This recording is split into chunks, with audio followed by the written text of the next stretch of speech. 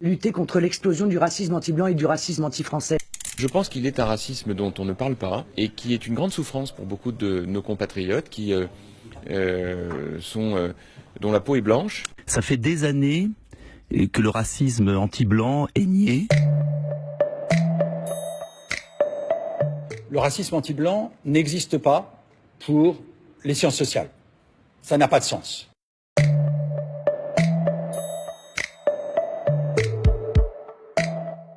Mais en revanche, c'est très présent dans le discours public. On en parle beaucoup.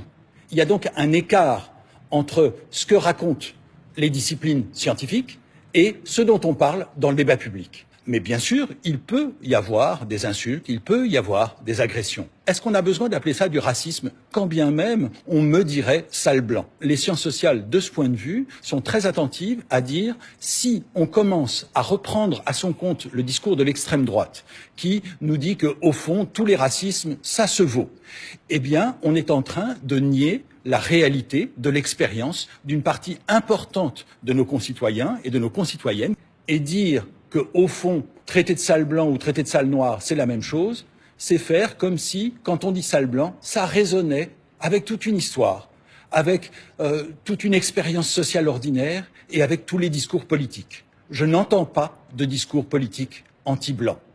Je ne vois pas de discrimination à l'embauche ou au logement pour les blancs. Je ne vois pas de contrôle aux faciès pour les blancs. Donc, les expériences sociales ne sont pas les mêmes pour tout le monde.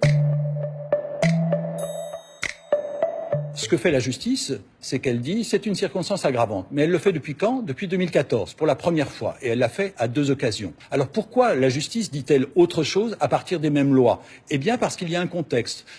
Dans les années 80, qui parlait de racisme anti-blanc? Jean-Marie Le Pen, ou bien des proches du Front National? Politique française, meeting du Front National hier à Paris, monsieur Jean-Marie Le Pen a annoncé la création d'une ligue contre le racisme anti-français. Qu'est-ce qui s'est passé à partir de 2005? C'est qu'on a eu, par exemple, le journal Le Monde qui a consacré un article au racisme anti-blanc à l'occasion d'un affrontement qui avait mal tourné. Et on a eu un manifeste contre ce que les auteurs sont allés jusqu'à appeler une ratonnade anti-blanc, c'est-à-dire reprendre un vocabulaire colonial pour l'inverser.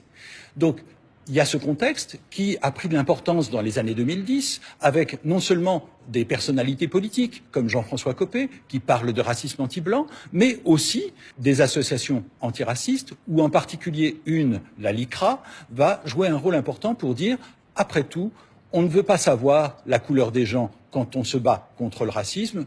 Tout cela, c'est la même chose. Ce qui rend possible pour la justice, donc, de commencer à considérer qu'il y aurait une circonstance aggravante lorsque on dit sale blanc, eh bien, c'est tout un contexte social.